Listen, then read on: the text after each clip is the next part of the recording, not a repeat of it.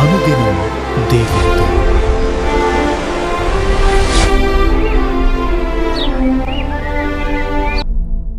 Praise the Lord. అనుదినం దేవునితోనే కార్యక్రమాన్ని చూస్తున్న మీ అందరికీ మన ప్రభు అయిన రక్షకుడైన యేసుక్రీస్తు ఘనమైన నామంలో వందనాలు. ఈ ఉదయకాలం దేవుని వాక్యం చూసుకుందాం. యోహాను సువార్త 12వ అధ్యాయం 32వ వచనం.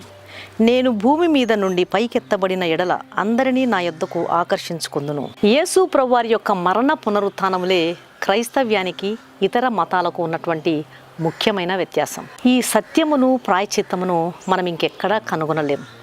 లోకాన్ని పాపాన్ని జయించాలని ఎంతోమంది తీవ్రమైన ప్రయత్నాలు చేసినారు. అరణ్యానికి వెళ్ళినారు. శరీరాన్ని కష్టకరమైనటువంటి పరిస్థితులకు లోబరిచి ఎన్నో ప్రయాసలు పడ్డారు. కానీ వారు పాపాన్ని జయించలేకపోయినారు, శరీరంపై జయం పొందుకోలేకపోయినారు. మనుషులందరూ పాపం చేసినారు.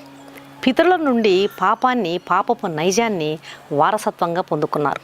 రక్తనాళములలో ప్రవహించే పాపపు స్వభావంపై విరుగుడును కనుక్కోవడానికి మనిషి విశ్వ ప్రయత్నాలు చేసినాడు. మొదటి ఆదామును చేసిన ఆ దేవుడే పతనమైన మానవులను విమోచించేందుకు రెండవ ఆదామును ఈ లోకానికి పంపించినాడు. ఆ రెండవ ఆదాము యేసుక్రీస్తు ప్రభువారి. యేసుక్రీస్తు ప్రభువారు పరిశుద్ధమైన పరిపూర్ణమైన జీవితాన్ని జీవించినాడు. మన పాపములకు ప్రాయశ్చిత్తం చేయడానికి ఆయన మరణించి సిలువలో పైకెత్తబడ్డాడు.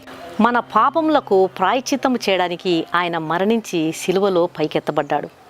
మన పాపపు స్వభావాన్ని విరగొట్టడానికి ఆయన సిలువకు కొట్టబడి మనలను తన వద్దకు ఆకర్షిస్తున్నాడు. పాపికి విడుదల దొరికేటువంటి స్థలము సిలువ. మన పాపపు నైజము మార్చబడేది సిలువ దగ్గర.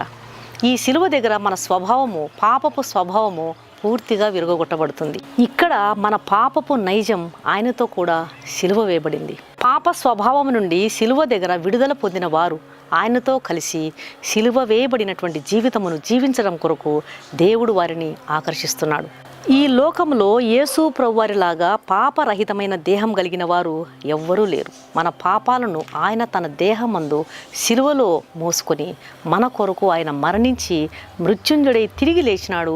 మన పాపములను క్షమించి అధికారం గలవానిగా ఆయన పునరుత్థనుడై తిరిగి లేచినాడు. పాపాలను క్షమించే అధికారం యేసుక్రీస్తు ప్రభువారికి తప్ప ఇంకెవ్వరికీ లేదు. సిలువ వైపు చూసే వారికి ఒక గొప్ప కృప అనుగ్రహించబడుతుంది. శరీరాశలు చనిపోతాయి. మనము విశ్వాసము ద్వారా క్రీస్తు మరణంలోనికి ప్రవేశించినప్పుడు పాప శరీరంలోని పాపము మృతమైపోతుంది. పాపముకు మనపై ఎప్పటికీ కూడా పరిపాలన ఉండదు. నీవు సిలువను చూచే కొద్దీ నీ అపజయాలన్నీ వెళ్ళిపోతాయి. నీవు విజయంతో నింపబడి ఉంటావు. నీవు సిలువను ధ్యానించే కొద్దీ నీ దుష్ట స్వభావం అంతా వెళ్ళిపోతుంది. పరిశుద్ధతతో, పరిపూర్ణతతో, పరిశుద్ధమైనటువంటి తలంపులతో నీవు నింపబడి ఉంటావు. ఈ విధంగా నువ్వు సిలువను చూచే కొద్దీ, సిలువను సమీపించిన కొలది, సిలువలో ఉన్నటువంటి శక్తిని నీవు పొందుకున్న కొద్దీ నువ్వు నూతన పరచబడిన వ్యక్తిగా మారిపోతావు. నువ్వు ఆత్మీయ జీవితంలో ఉన్నతమైన స్థితిలోకి వస్తావు. అలాగే నీతో ఉన్న వారిని కూడా పైకి లేవనెత్తగలవు. మీరు క్రీస్తుతో కూడా లేపబడిన వారైతే పైనున్న వాటినే వెదకుడి అని దేవుని వాక్యం సెలవిస్తుంది. దేవుని వాక్యాన్ని నువ్వు ధ్యానించే కొద్దీ, నువ్వు సిలువను చూచే కొద్దీ, సిలువలో ఉన్నటువంటి శక్తిని నువ్వు సంగ్రహించే కొద్దీ నూతనమైన వ్యక్తిగా, పరిశుద్ధమైన వ్యక్తిగా, ఆత్మలను ఆకర్షించే వ్యక్తిగా, నశించుతున్నటువంటి ఆత్మలతో నువ్వు మాట్లాడుతున్నప్పుడు నీ మాటలు గొప్ప శక్తితో, దేవుని శక్తితో నింపబడినటువంటి వ్యక్తిగా నువ్వు మారిపోతావు. నీ హృదయాన్ని నువ్వు ఎంతగా దేవుని వాక్యంతో నింపుకుంటావో నీ సొంత చిత్తాన్ని అదుపులో ఉంచే అంతరంగ స్వభావము అంతగా దృఢంగా ఉంటుంది. దేవుని వాక్యానికి విధేయత చూపడంలో నువ్వు ఎంతగా వృద్ధి చెందుతావో నశించు ఆత్మలను దేవుని వద్దకు ఆకర్షించే విషయంలో నువ్వు అంతగా అభివృద్ధి చెందుతావు. ఒక ఇనుప కడ్డీని అయస్కాంతానికి మనం గనక కలిపి కట్టినట్లయితే అయస్కాంతంలో ఉన్నటువంటి శక్తి ఇనుప కడ్డీలోకి ప్రవహిస్తుంది. ఆ చిన్న ఇనుప కడ్డీ కూడా అయస్కాంతంలాగా మారిపోయి అనేకమైన ఇనుప కడ్డీలను ఆకర్షించేదిగా మారిపోతుంది.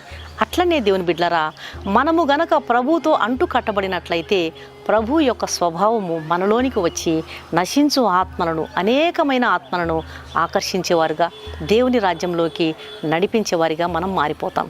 కాబట్టి వాక్యం వింటున్న ప్రియమైన దేవుని బిడ్డలారా, ప్రభువుతో మనం అంటు కట్టబడి ఉండి అనేక ఆత్మలను దేవుని వద్దకు ఆకర్షించే విధంగా ప్రభు మనకు కృప చూపునుగాక. కళ్ళు మూసుకోండి, ప్రార్థన చేస్తాను. పరిశుద్ధుడైన తండ్రి, ప్రేమగల నాయన, జీవం గల దేవా, నీకు వేలాది స్తోత్రాలు తండ్రి. ఉదయకాల సమయంలో మీరు ఇచ్చినటువంటి శ్రేష్టమైన వాక్యాన్ని బట్టి నీకు వందనాలు ప్రభువా. నిజమే నాయన, మీ మరణ పునరుత్థానములే క్రైస్తవ్యానికి ఇతర మతాలకున్న వ్యత్యాసము, ముఖ్యమైన వ్యత్యాసము. ఎంతోమంది శరీరంపై పాపంపై జయం పొందడం కొరకు రకరకాలుగా ప్రయత్నాలు చేశారు. మనుషులందరూ పాపం చేసి వారి పితరుల నుండి పాపపు నైజాన్ని వారసత్వంగా పొందుకున్నారు. అయితే ఈ పాపమునకు విరుగుడును కనుక్కోవడానికి రకరకాల ప్రయత్నాలు చాలా సంవత్సరాల పూర్వం నుండి చేస్తూనే వచ్చారు. కానీ పతనమైన మానవుని జీవితాన్ని విమోచించేందుకు, మా పాపములకు ప్రాయశ్చిత్తం చేయడానికి కలువరి శిలువలో పరిశుద్ధంగా పరిపూర్ణమైన జీవితాన్ని జీవించిన మీరు ప్రాణాలు బలిగా అర్పించారు. మీ రక్తంలో కడుగుబడుతుంది తండ్రి. ఒక పాపికి నిరీక్షణ దొరుకుతుంది, పాప క్షమాపణ దొరుకుతుంది. ఎందుకంటే మీ దేహములో పాపము లేదు కాబట్టి, పాపరహితునిగా మీరు ఈ లోకములో జీవించినారు కాబట్టి, పాపము లేని రక్తముతో మేము కడుగుబడినప్పుడు మాత్రమే పరిపూర్ణతను సాధించగలం, పరిశుద్ధతను మేము పొందుకోగలం. మా పాపపు నైజము అక్కడ సిలువ వేయబడుతుంది. మా పాపాలకు క్షమాపణ దొరికే స్థలము మీ సిలువ నాయన. పాప స్వభావం నుండి సిలువ దగ్గర విడుదల పొందినటువంటి మేము మీతో కలిసి సిలువ వేయబడిన జీవితము జీవించాలని ఈ దినం ఎంతోమందిని మీరు ఆకర్షిస్తున్నారు ప్రభువా. దయచేసి ఇంకా పాపముల నుండి విడుదల పొందిన వారు, విడుదల పొందని వారు మీ వైపు చూచుటకు సహాయం చేయండి.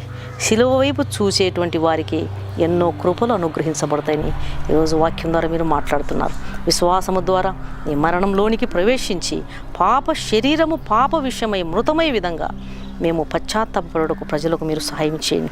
మీరు కరుణించండి. సిలువను చూచే కొద్దీ మనిషిలో ఉన్నటువంటి పాపపు నైజమంతా వెళ్ళిపోతుంది. సిలువలో మేము ఎక్కువగా అధికంగా ధ్యానించినప్పుడు మా అసహ్యమైన దుష్ట స్వభావమిదిపై పరిపూర్ణతలో పవిత్రమైనటువంటి స్వభావము, పవిత్రమైన ఆశలు మాకు లభిస్తాయి. కాబట్టి నాయన, మేము పైకెత్తబడాలి. అనేకులను కూడా నశించుచున్నటువంటి ఆత్మలను మీ వద్దకు ఆకర్షించేవారిగా మేము మారిపోవాలి. దయచేసి సహాయం చేయండి. ఒక సాధారణమైన ఇనుప కడ్డీని అయస్కాంతాన్ని కలిపితే ఆ చిన్న ఇనుప కడ్డీ కూడా అయస్కాంతంగా మారిపోతుంది. దానిలో ఉన్నటువంటి శక్తి చిన్న కడ్డీలోకి వస్తుంది. అలాగా మీతో మేము అంటకట్టబడినప్పుడు మీలో ఉన్నటువంటి స్వభావం మాలోనికి వచ్చి నశించు ఆత్మలను రక్షించే కృప మాకు దొరుకుతుందన్నారు.